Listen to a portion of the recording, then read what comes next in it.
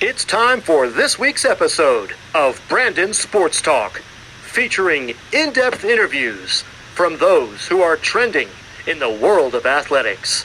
And now, here's the host of Brandon Sports Talk, Brandon Pate.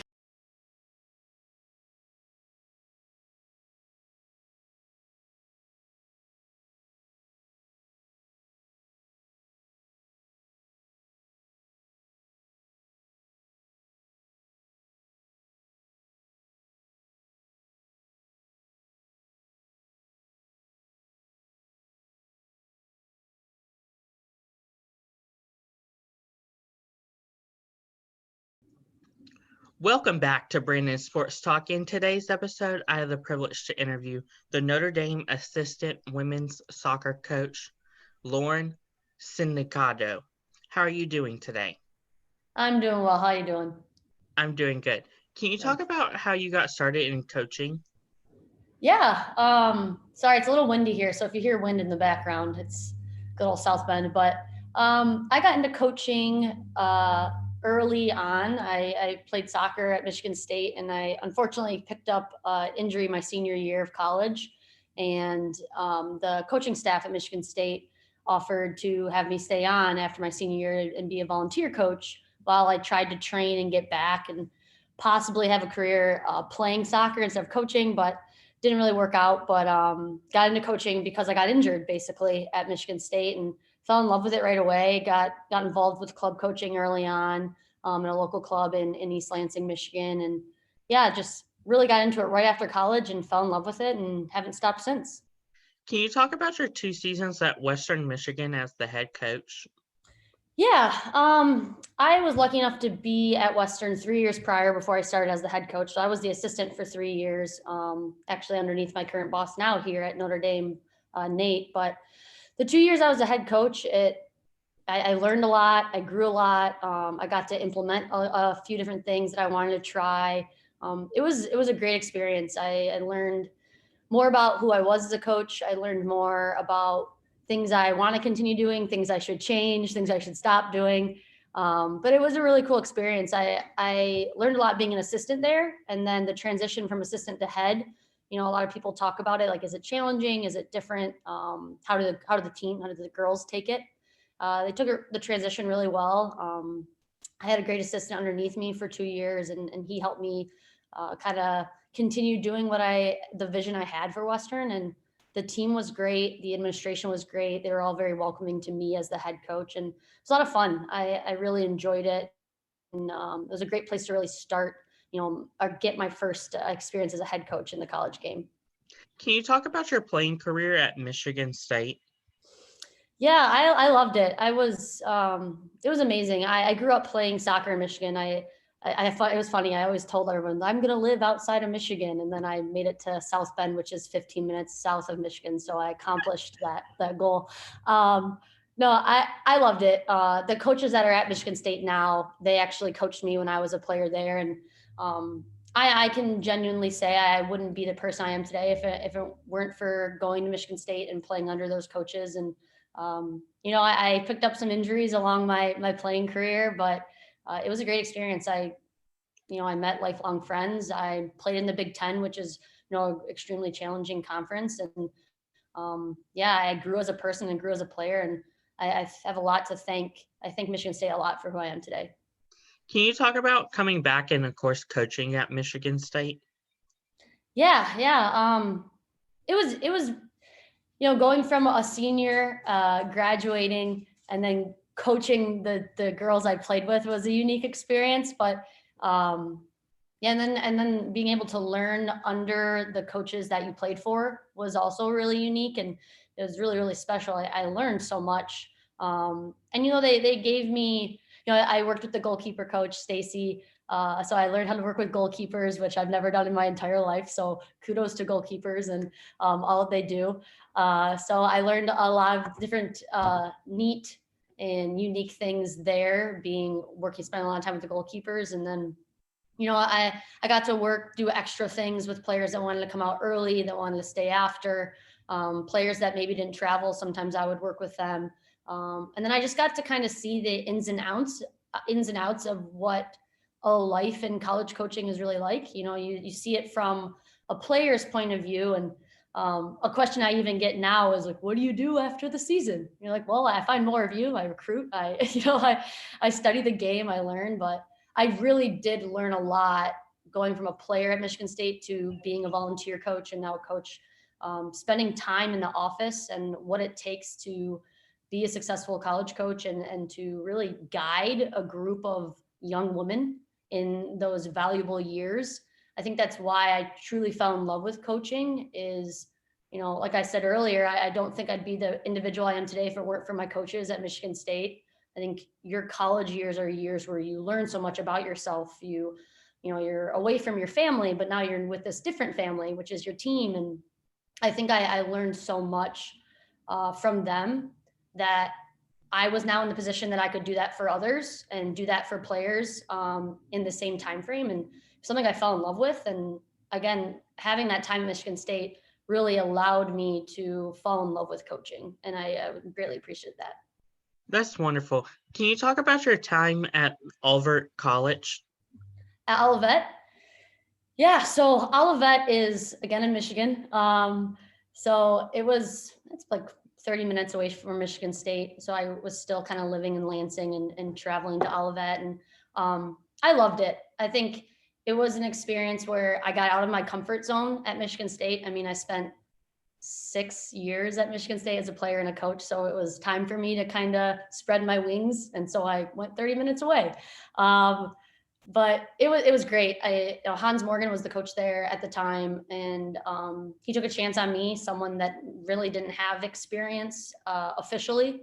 And I got to work with an amazing group of players, and they were really invested in me as much as I was invested in them. So it made the transition to Olivet really easy.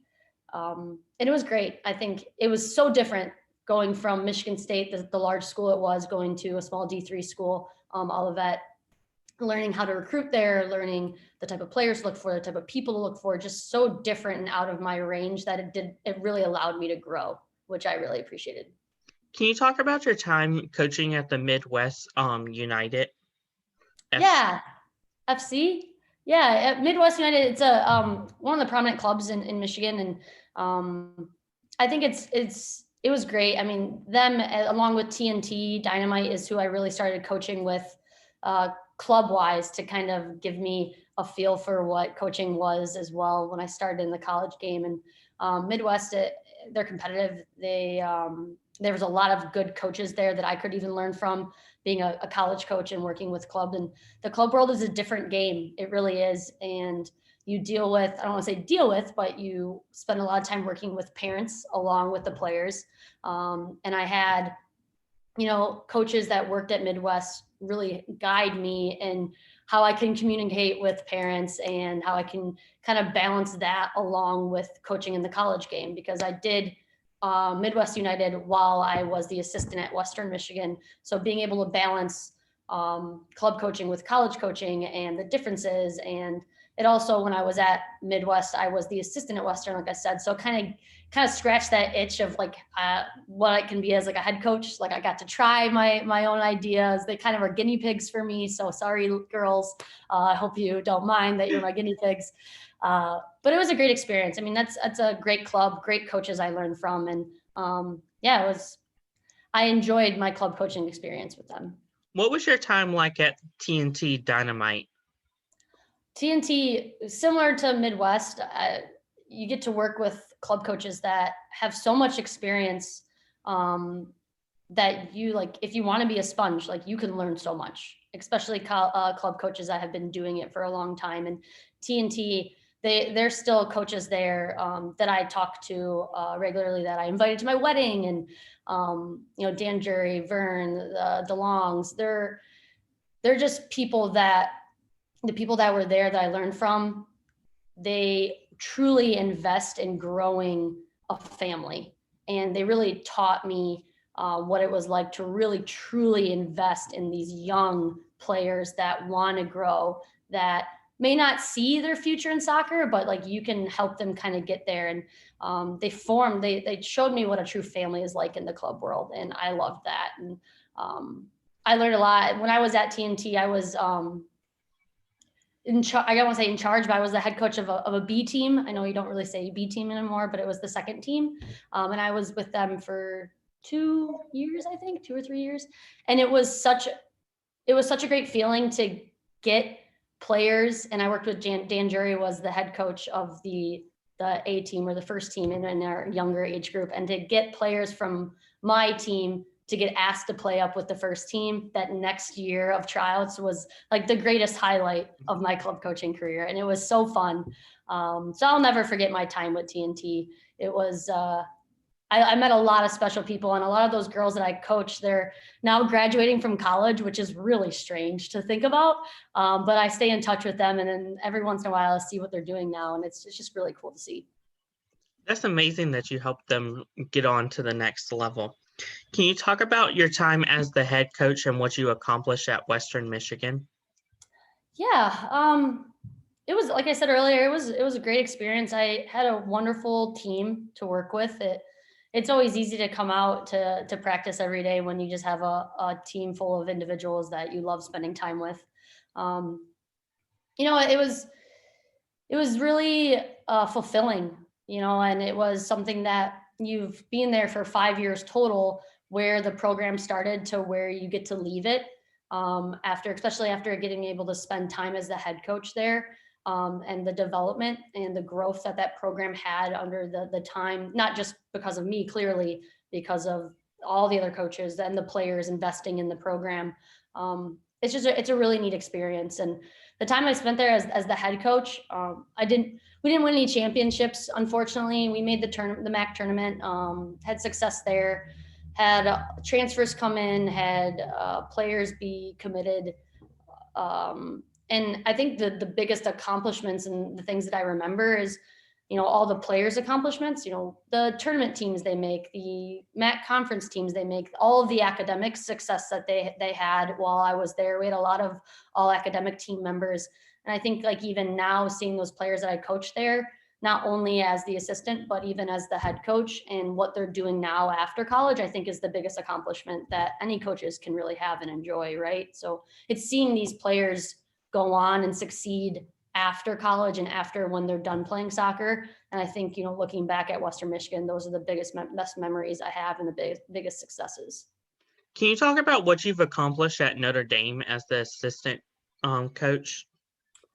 I think similar to Western. I'm not sure I understand. Oh, sorry, my watch was listening to everything I just said.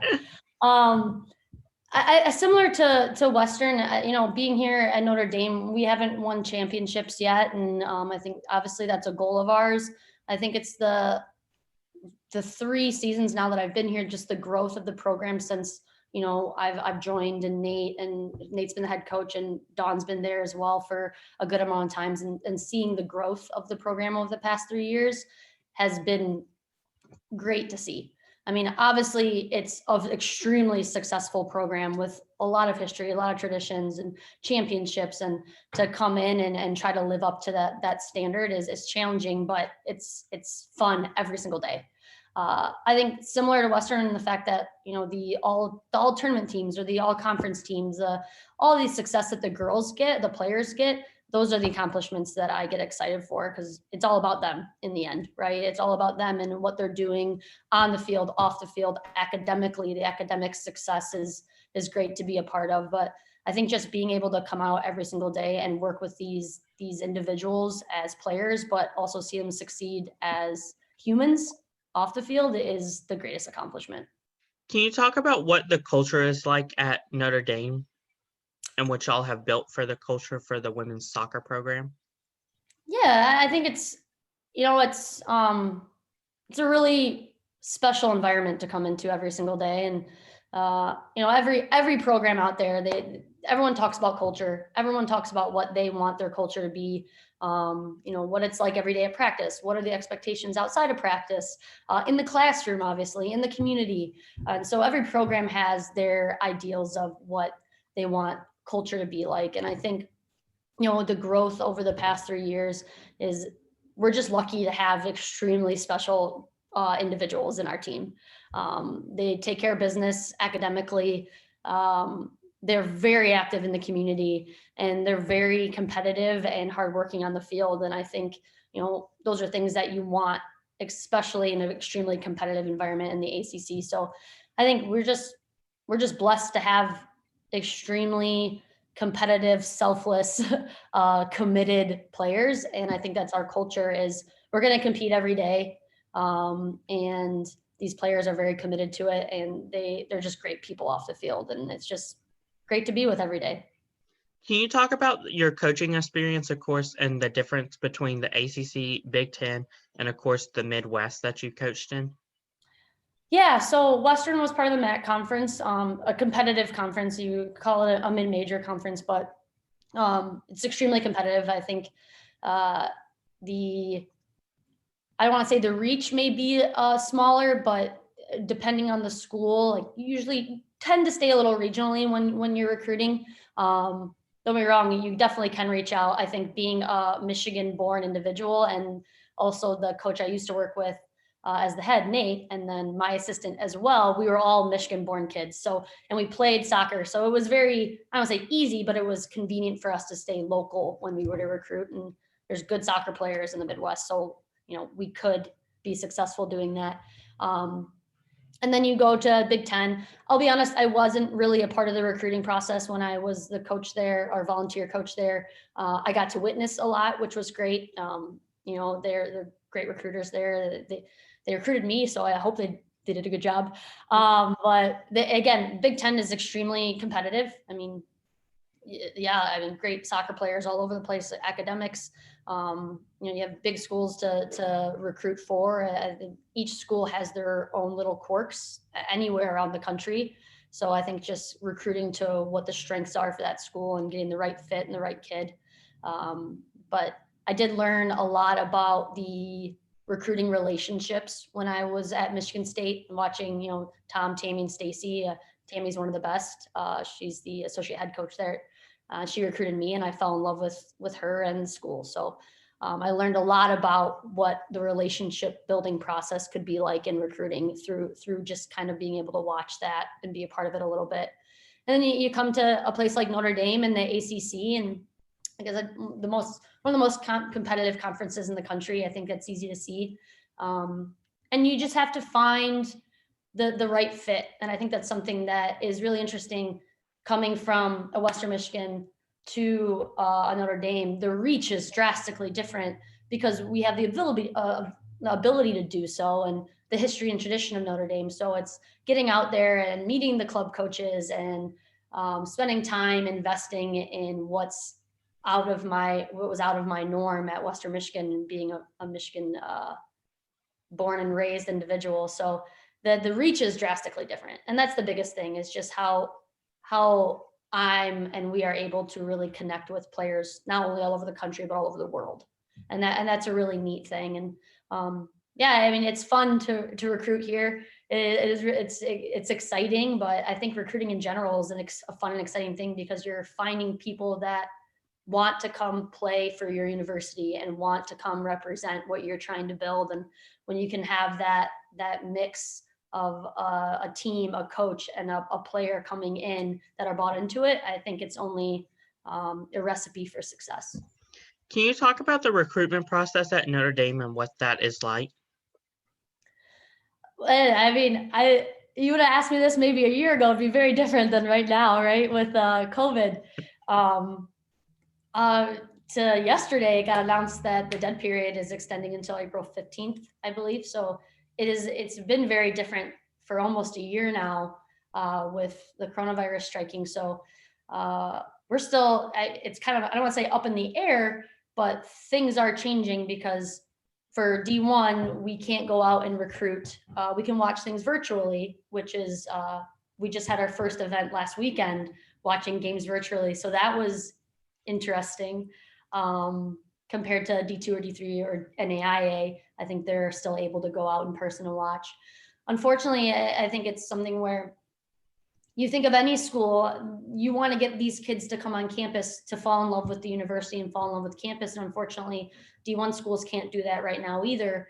So it's, again, how are we trying to, as coaches, really bring the campus to these student athletes? And I think it's just trying to be creative right now.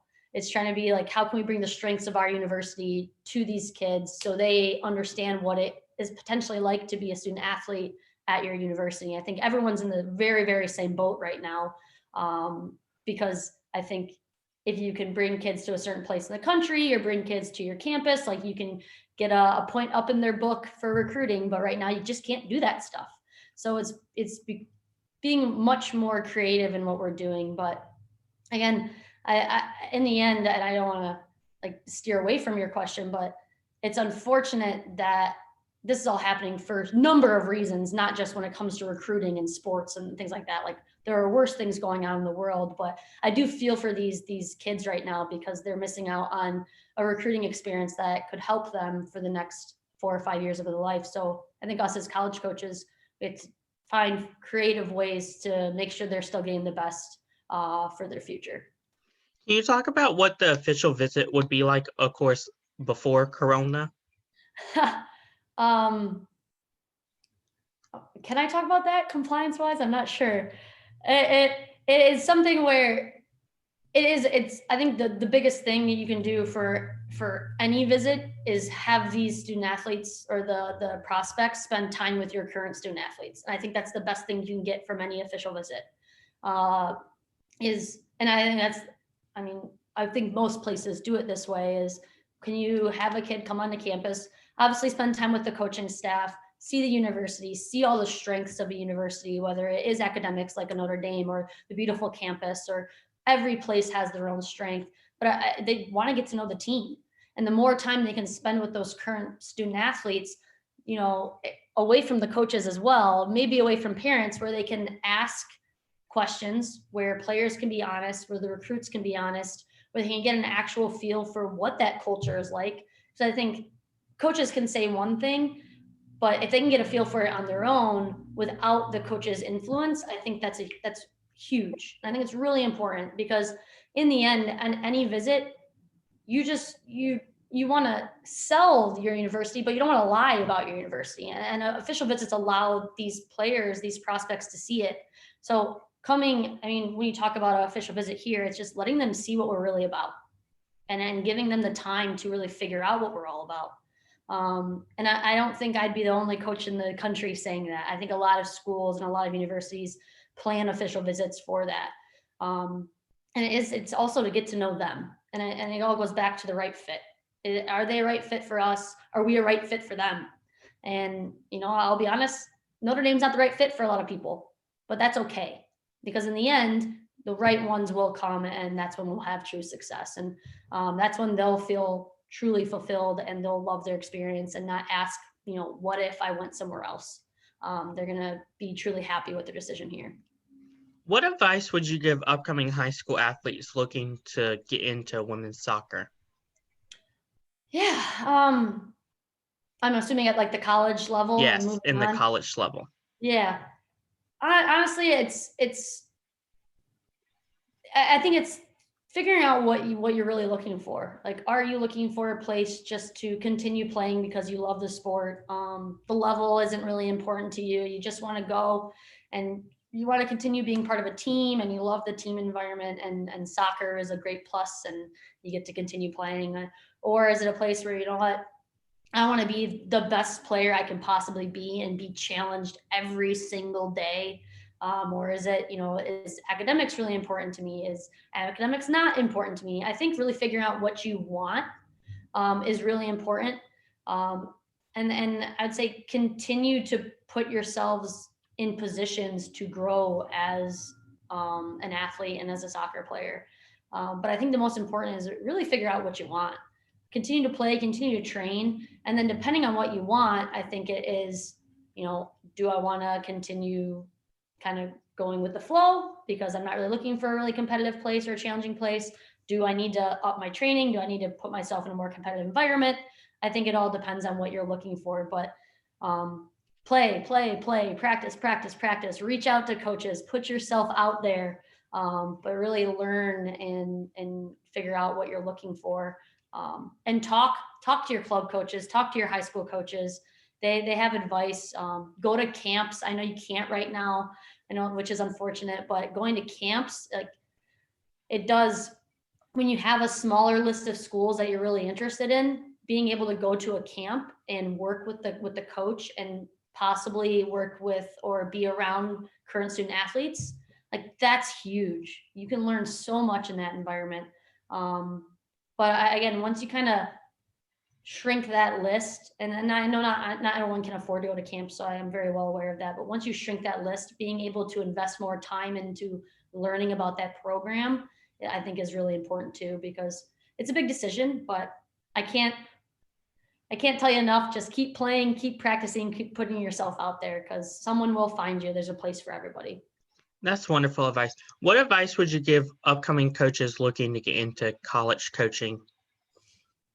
Oh, what advice?